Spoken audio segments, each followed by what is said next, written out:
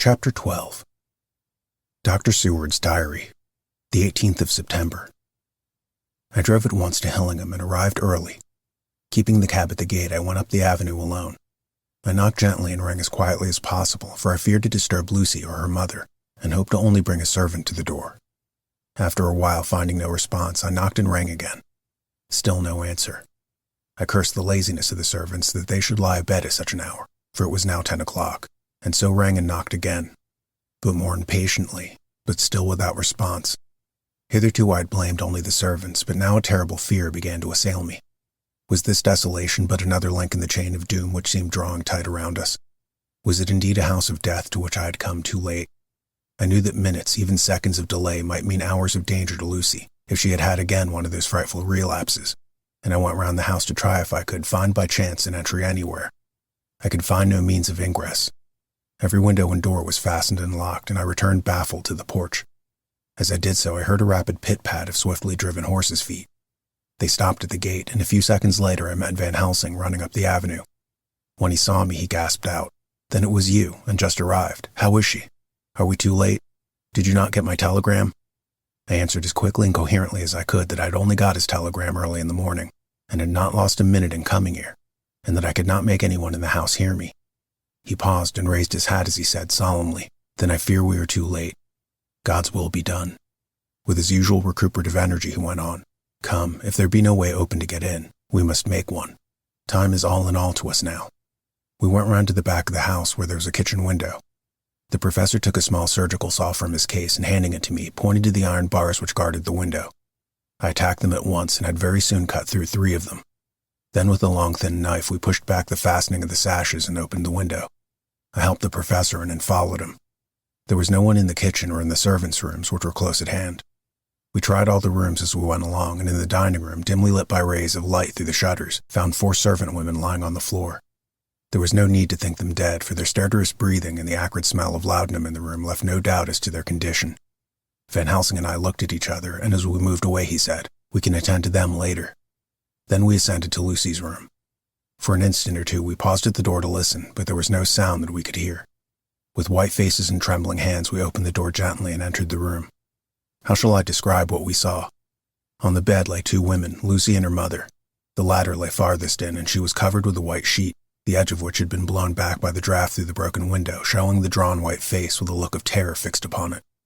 By her side lay Lucy, with face white and still more drawn.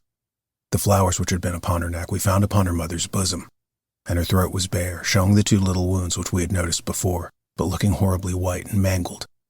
Without a word the professor bent over the bed, his head almost touching poor Lucy's breast. Then he gave a quick turn of his head, as of one who listens, and leaping to his feet he cried out to me, "It is not yet too late. Quick, quick, bring the brandy." I flew down the stairs and returned with it, taking care to smell and taste it, lest it too were drugged like the decanter of sherry which I found on the table. The maids were still breathing, but most restlessly, and I fancied that the narcotic was wearing off. I did not stay to make sure, but returned to Van Helsing.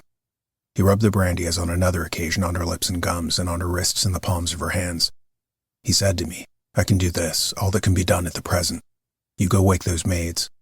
Flick them in the face with a wet towel, and flick them hard. Make them get heat and fire in a warm bath. This poor soul is nearly as cold as that beside her.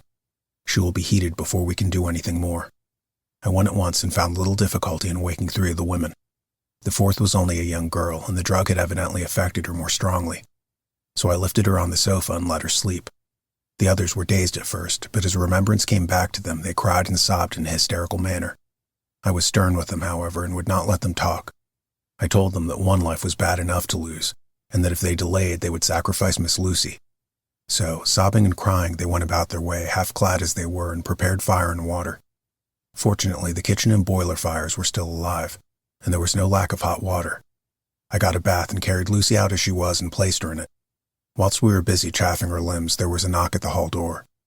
One of the maids ran off, hurried on some more clothes, and opened it. Then she returned and whispered to us that there was a gentleman who had come with a message from Mr. Holmwood. I bade her simply tell him that he must wait, for we could see no one now. She went away with the message, and engrossed with our work, I clean forgot all about him. I never saw in all my experience the professor work in such deadly earnest. I knew, as he knew, that it was a stand-up fight with death, and in a pause told him so. He answered me in a way that I did not understand, but with the sternest look that his face could wear.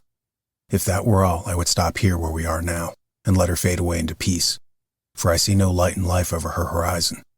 He went on with his work with, if possible, renewed and more frenzied vigor. Presently, we both began to be conscious that the heat was beginning to be of some effect. Lucy's heart beat a trifle more audibly to the stethoscope, and her lungs had a perceptible movement. Van Helsing's face almost beamed, and as we lifted her from the bath and rolled her in a hot sheet to dry her, he said to me, "The first gain is ours. Check to the king." We took Lucy into another room, which had by now been prepared, and laid her in bed and forced a few drops of brandy down her throat. I noticed that Van Helsing tied a soft silk handkerchief around her throat. She was still unconscious and was quite as bad as, if not worse than, we had ever seen her. Van Helsing called in one of the women and told her to stay with her and not take her eyes off her till we returned, and then beckoned me out of the room. "We must consult as to what is to be done," he said as we descended the stairs. In the hall he opened the dining room door and we passed in. He closed the door carefully behind him. The shutters had been opened, but the blinds were already down, with that obedience to the etiquette of death which the British woman of the lower classes always rigidly observes. The room was therefore dimly dark. It was, however, light enough for our purposes. Van Helsing's sternness was somewhat relieved by a look of perplexity. He was evidently torturing his mind about something, so I waited for an instant and he spoke. "What are we to do now? Where are we to turn for help? We must have another transfusion of blood, and that soon, or that poor girl's life won't be worth an hour's purchase. You were exhausted already. I am exhausted too. I fear to trust those women, even if they would have the courage to submit. What are we to do for someone who will open his veins for her? What's the matter with me, anyhow?"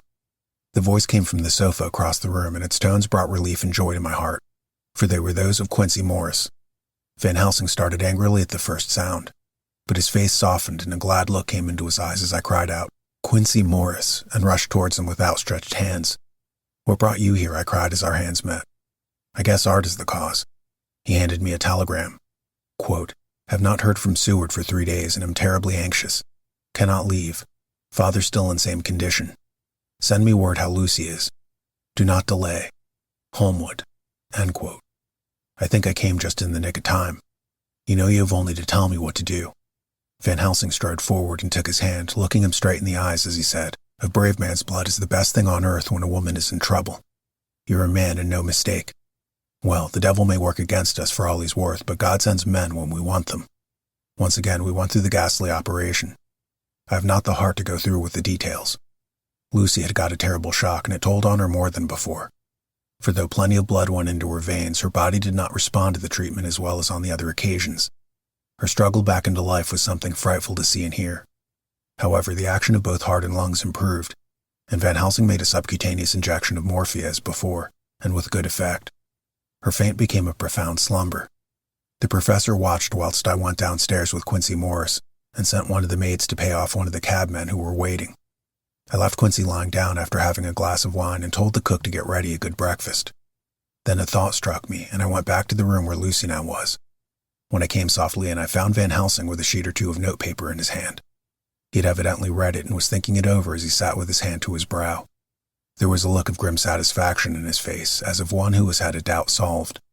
He handed me the paper, saying only, "It dropped from Lucy's breast when we carried her to the bath."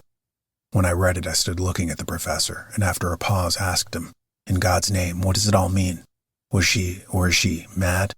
Or what sort of horrible danger is it?" I was so bewildered that I did not know what to say more. Van Helsing put out his hand and took the paper, saying, "Do not trouble about it now. Forget it for the present. You shall know and understand it all in good time. But it will be later. And now, what is it that you came to say to me?" This brought me back to fact, and I was all myself again. "I came to speak about the certificate of death. If we do not act properly and wisely, there may be an inquest, and that paper would have to be produced. I am in hopes that we have no inquest, for if we had, it would surely kill poor Lucy, if nothing else did. I know, and you know, and the other doctor who attended her knows, that Mrs. Westenra had disease of the heart, and we can certify that she died of it. Let us fill up the certificate at once, and I shall take it myself to the registrar and go on to the undertaker." "Good, oh my friend John. Well thought of.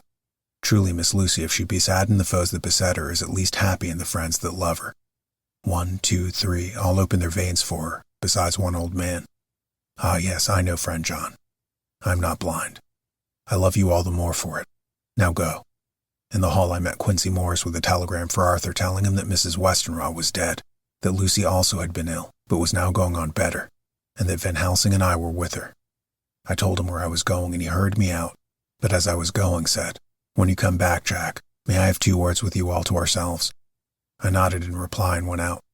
I found no difficulty with the registration and arranged with the local undertaker to come up in the evening to measure for the coffin and to make arrangements. When I got back, Quincy was waiting for me. I told him I would see him as soon as I knew about Lucy, and went up to her room. She was still sleeping, and the professor seemingly had not moved from his seat at her side. From his putting his finger to his lips, I gathered that he expected her to wake before long and was afraid of forestalling nature. So I went down to Quincy and took him into the breakfast room where the blinds were not drawn down, and which was a little more cheerful, or rather less cheerless, than the other rooms. When we were alone, he said to me, "Jack Seward, I don't want to shove myself in anywhere where I have no right to be. But this is no ordinary case. You know I love that girl and wanted to marry her. But although that's all past and gone, I can't help feeling anxious about her all the same. What is it that's wrong with her? The Dutchman, and a fine old fellow he is, I can see that, said that time you two came into the room that you must have another transfusion of blood, and that both you and he were exhausted. Now I know well that you medical men speak in camera, and that a man must not expect to know what they consult about in private. But this is no common matter, and whatever it is, I have done my part. Is not that so?" "That's so," I said, and he went on. "I take it that both you and Van Helsing had already done what I did today. Is not that so?" "That's so. And I guess Art was in it too. When I saw him 4 days ago down at his own place, he looked queer. I have not seen anything pull down so quick since I was on the pampas and had a mare that I was fond of go to grass all in a night. One of those big bats that they call vampires had got at her in the night, and what with his gorge and the veins left open, there wasn't enough blood in her to let her stand up. And I had to put a bullet through her as she lay. Jack, if you may tell me without betraying confidence, Arthur was the first, is not that so? He was in a torture of suspense regarding the woman he loved, and his utter ignorance of the terrible mystery which seemed to surround her intensified his pain. His very heart was bleeding, and it took all the manhood of him, and there was a royal lot of it too, to keep him from breaking down. I paused before answering, for I felt that I must not betray anything which the professor wished kept secret. But already he knew so much and guessed so much that there could be no reason for not answering. So I answered in the phrase, "That's so." "And how long has this been going on?" "About 10 days. 10 days? Then I guess, Jack Seward, that poor pretty creature that we all love has had put in her veins within that time the blood of 4 strong men. Man alive, her whole body wouldn't hold it." Then coming close to me, he spoke in a fierce half-whisper. "What took it out?" I shook my head. "That," I said, "is the crux. Van Helsing is simply frantic about it, and I am at my wit's end. I can't even hazard a guess. There has been a series of little circumstances which have thrown out all our calculations as to Lucy being properly watched. But these shall not occur again. Here we stay until all be well, or ill." Quincy held out his hand. "Count me in," he said. "You and the Dutchman will tell me what to do, and I'll do it." When she woke late in the afternoon, Lucy's first movement was to feel in her breast, and to my surprise produced the paper which Van Helsing had given me to read. The careful professor had replaced it where it had come from, lest on waking she should be alarmed. Her eyes then lit on Van Helsing and on me too, and gladdened. Then she looked round the room, and seeing where she was, shuddered. She gave a loud cry and put her poor thin hands before her pale face. We both understood what that meant, that she had realized to the full her mother's death. So we tried what we could to comfort her. Doubtless sympathy eased her somewhat, but she was very low in thought and spirit and wept bitterly and weakly for a long time. We told her that either or both of us would now remain with her all the time, and that seemed to comfort her. Towards dusk she fell into a doze. Here a very odd thing occurred. Whilst she slept, she took the paper from her breast and tore it in two. Van Helsing stepped over and took the pieces from her. All the same, however, she went on with the action of tearing, as though the material were still in her hands. Finally she lifted her hands and opened them as though scattering the fragments. Van Helsing seemed surprised, and his brows gathered as if in thought, but he said nothing. The 19th of September. All last night she slept fitfully, being always afraid to sleep, and sometimes weaker when she woke from it. The professor and I took it in turns to watch, and we never left her for a moment unattended. Quincy Morris said nothing about his intention, but I knew that all night long he patrolled round and round the house. When the day came, its searching light showed the ravages of poor Lucy's strength. She was hardly able to turn her head, and the little nourishment which she could take seemed to do her no good. At times she slept, but both Van Helsing and I noticed the difference in her between sleeping and waking. Whilst asleep she looked stronger, although more haggard, and her breathing was softer. Her open mouth showed the pale gums drawn back from the teeth, which thus looked positively longer and sharper than usual. When she woke, the softness of her eyes evidently changed the expression, for she looked her own self, although a dying one. In the afternoon she asked for Arthur, and we telegraphed for him. Quincy went off to meet him at the station. When he arrived it was nearly 6 o'clock, and the sun was setting full and warm, and the red light streamed in through the window and gave more color to the pale cheeks. When he saw her, Arthur was simply choking with emotion, and none of us could speak. In the hours that had passed, the fits of sleep or the comatose condition that passed for it had grown more frequent, so that the pauses when conversation was possible were shortened. Arthur's presence, however, seemed to act as a stimulant. She rallied a little and spoke to him more brightly than she had done since we arrived. He too pulled himself together and spoke as cheerily as he could, so that the best was made of everything. It was now nearly 1 o'clock, and he and Van Helsing are sitting with her. I am to relieve them in a quarter of an hour, and I am entering this on Lucy's phonograph. Until 6 o'clock they are to try to rest. I fear that tomorrow will end our watching, for the shock has been too great. The poor child cannot rally. God help us all. Letter. Mina Harker to Lucy Westenra, unopened by her. The 17th of September. My dearest Lucy, it seems an age since I heard from you, or indeed since I wrote. You will pardon me, I know, for all my faults when you have read my budget of news. Well, I got my husband back all right. When we arrived at Exeter, there was a carriage waiting for us, and in it, though he had an attack of gout, Mr. Hawkins. He took us to his house, where there were rooms for us, all nice and comfortable, and we dined together. After dinner, Mr. Hawkins said, My dears, I want to drink your health and prosperity, and may every blessing attend you both. I know you both from children, and have, with love and pride, seen you grow up. Now I want you to make your home here with me. I have left to me neither chick nor child. All are gone, and in my will I have left you everything. I cried, Lucy dear, as Jonathan and the old man clasped hands. Our evening was a very, very happy one. So here we are installed in this beautiful old house, and from both my bedroom and the drawing room I can see the great elms of the cathedral close with their great black stems standing out against the old yellow stone of the cathedral, and I can hear the rooks overhead cawing and chattering and gossiping all day, after the manner of rooks, and humans. I am busy, I need not tell you, arranging things in housekeeping. Jonathan and Mr. Hawkins are busy all day. For now that Jonathan is a partner, Mr. Hawkins wants to tell him all about the clients. How is your dear mother getting on? I wish I could run up to town for a day or two to see you, dear. But I dare not go yet with so much on my shoulders. And Jonathan wants looking after still. He is beginning to put some flesh on his bones again, but he was terribly weakened by the long illness. Even now he sometimes starts out of his sleep in a sudden way and awakes all trembling until I can coax him back to his usual placidity. However, thank God these occasions grow less frequent as the day goes on, and they will in time pass away altogether, I trust. And now I have told you my news, let me ask yours. When are you to be married, and where? And who is to perform the ceremony? And what are you to wear? And is it to be a public or a private wedding? Tell me all about it, dear. Tell me all about everything, for there is nothing which interests you which will not be dear to me. Jonathan asks me to send his respectful duty, but I do not think that is good enough from the junior partner of the important firm Hawkins and Harker. And so as you love me and he loves me, and I love you with all the moods and tenses of the verb, I send you simply his love instead. Goodbye, my dearest Lucy, and all blessings to you. Yours, Mina Harker. Report from Patrick Hennessy, M.D., MRCS LKQ CPI, etc., etc., to John Seward, M.D., the 20th of September.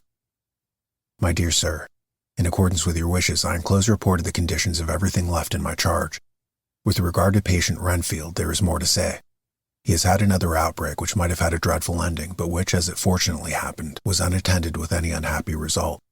This afternoon a carrier's cart with 2 men made a call at the empty house whose grounds abut on ours, the house to which you will remember the patient twice ran away. The men stopped at our gate to ask the porter their way, as they were strangers. I was myself looking out of the study window having a smoke after dinner and saw one of them come up to the house. As he passed the window of Renfield's room, the patient began to rate him from within, and called him all the foul names he could lay his tongue to. The man, who seemed a decent fellow enough, contented himself by telling him to shut up for a foul-mouthed beggar, whereon our man accused him of robbing him and wanting to murder him, and said that he would hinder him if he were to swing for it. I opened the window and signed to the man not to notice, so he contented himself after looking the place over and making up his mind as to what kind of a place he had got to by saying, Lord bless me, sir, I wouldn't mind what was said to me in a bloomin' madhouse. I pity ye and the governor for having to live in the house with a wild beast like that. Then he asked his way civilly enough, and I told him where the gate of the empty house was. He went away, followed by threats and curses and revilings from our man. I went down to see if I could make out any cause for his anger, since he is usually such a well-behaved man, and except his violent fits, nothing of the kind had ever occurred. I found him, to my astonishment, quite composed and most genial in his manner. I tried to get him to talk of the incident, but he blandly asked me questions as to what I meant, and led me to believe that he was completely oblivious of the affair. It was, I am sorry to say, however, only another instance of his cunning, for within half an hour I heard of him again. This time he had broken out through the window of his room and was running down the avenue. I called to the attendants to follow me and ran after him, for I feared he was intent on some mischief. My fear was justified when I saw the same cart which had passed before coming down the road, having on it some great wooden boxes. The men were wiping their foreheads and were flushed in the face as if with violent exercise. Before I could get up to him, the patient rushed at them, and pulling one of them off the cart, began to knock his head against the ground. If I had not seized him just at the moment, I believe he would have killed the man there and then. The other fellow jumped down and struck him over the head with the butt end of his heavy whip. It was a terrible blow, but he did not seem to mind it, but seized him also and struggled with the three of us, pulling us to and fro as if we were kittens. You know I am no lightweight, and the others were both burly men. At first he was silent in his fighting, but as we began to master him and the attendants were putting a strait waistcoat on him, he began to shout, "I'll frustrate them. They shan't rob me. They shan't murder me by inches. I'll fight for my lord and master," and all sorts of similar incoherent ravings. It was with very considerable difficulty that they got him back to the house and put him in the padded room. One of the attendants, Hardy, had a finger broken. However, I set it all right, and he is going on well. The two carriers were at first loud in their threats of actions for damages, and promised to rain all the penalties of the law on us. Their threats were, however, mingled with some sort of indirect apology for the defeat of the two of them by a feeble madman. They said that if it had not been for the way their strength had been spent in carrying and raising the heavy boxes to the cart, they would have made short work of him. They gave as another reason for their defeat the extraordinary state of drought to which they had been reduced by the dusty nature of their occupation and the reprehensible distance from the scene of their labors of any place of public entertainment.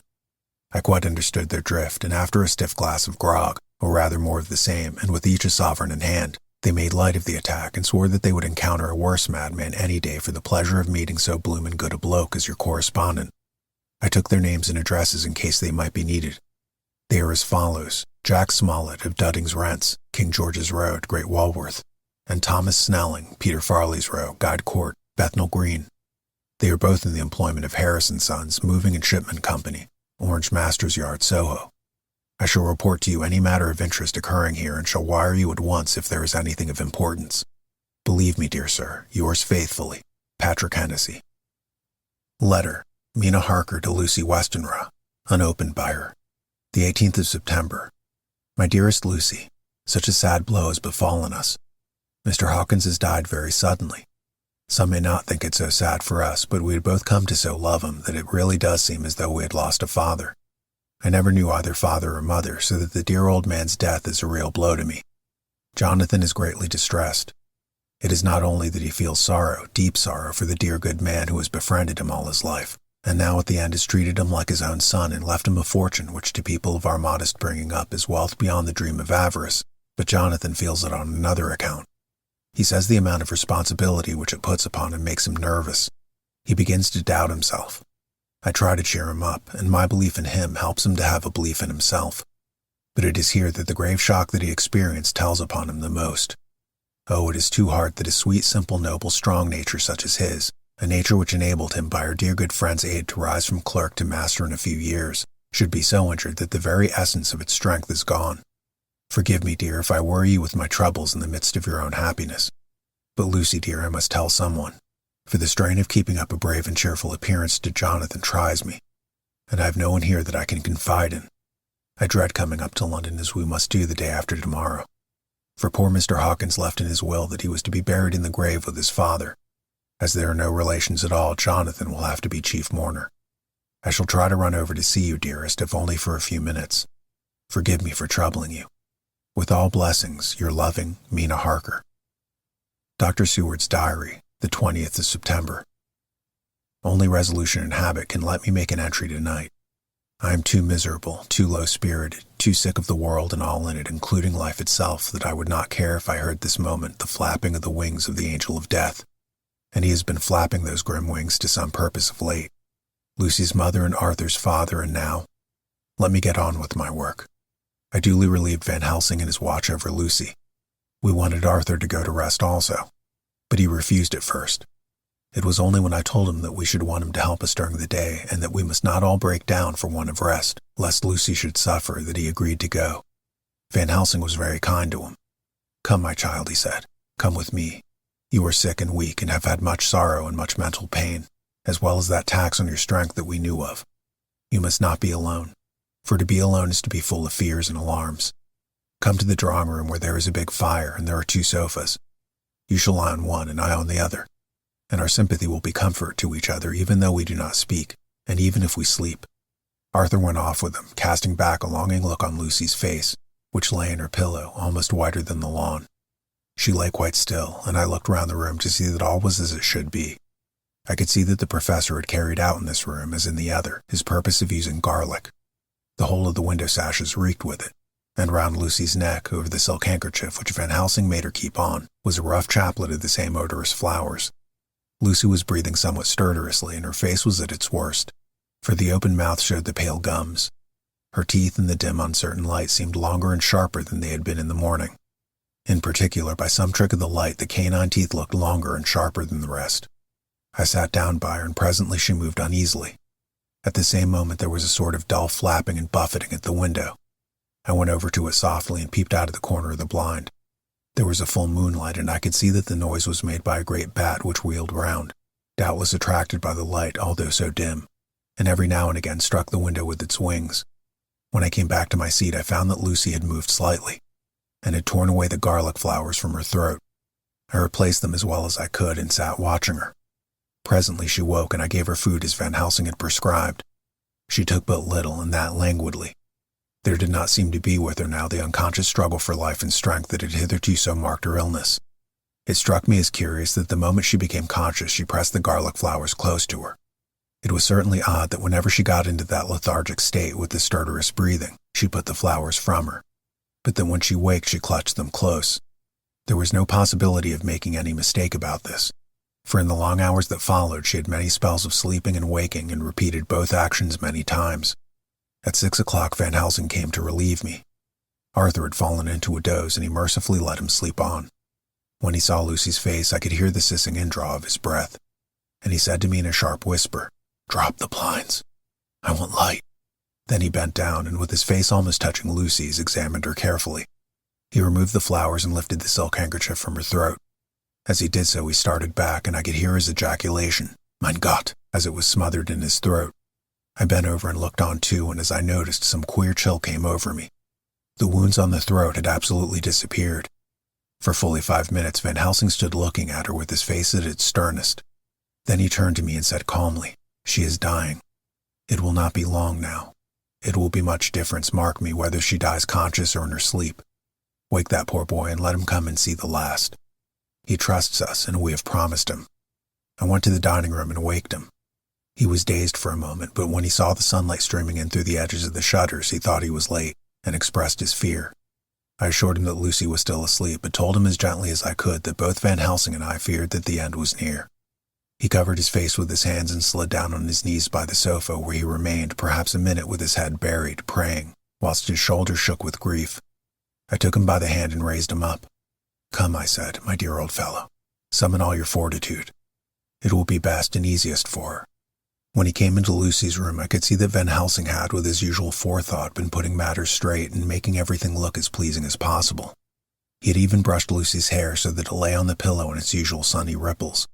When he came into the room, she opened her eyes, and seeing him, whispered softly, "Arthur, my love, I am so glad you have come." He was stooping to kiss her when Van Helsing motioned him back. "No," he whispered, "not yet. Hold her hand. It will comfort her more." So Arthur took her hand and knelt beside her, and she looked her best, with all the soft lines matching the angelic beauty of her eyes. Then gradually her eyes closed, and she sank to sleep. For a little bit her breast heaved softly, and her breath came and went like a tired child's. And then insensibly there came the strange change which I had noticed in the night. Her breathing grew more stertorous, the mouth opened, and the pale gums drawn back made the teeth look longer and sharper than ever. In a sort of sleep-waking, vague, unconscious way, she opened her eyes, which were now dull and hard at once, and said in a soft, voluptuous voice, such as I had never heard from her lips, "Arthur, oh my love, I am so glad you have come. Kiss me." Arthur bent eagerly over to kiss her, but at that instant Van Helsing, who like me had been startled by her voice, swooped upon him and, catching him by the neck with both hands, dragged him back with the fury of strength which I had never thought he could have possessed, and actually hurled him across the room. "Not on your life," he said. "Not for your living soul and hers." And he stood between them like a lion at bay. Arthur was so taken aback that he did not for a moment know what to do or say, and before any impulsive violence could seize him, he realized the place and the occasion and stood silent, waiting. I kept my eyes fixed on Lucy, as did Van Helsing, and we saw a spasm as of rage flit like a shadow over her face. The sharp teeth clamped together. Then her eyes closed, and she breathed heavily. Very shortly after, she opened her eyes in all their softness, and putting out her poor pale thin hand, took Van Helsing's great brown one. Drawing it to her, she kissed it.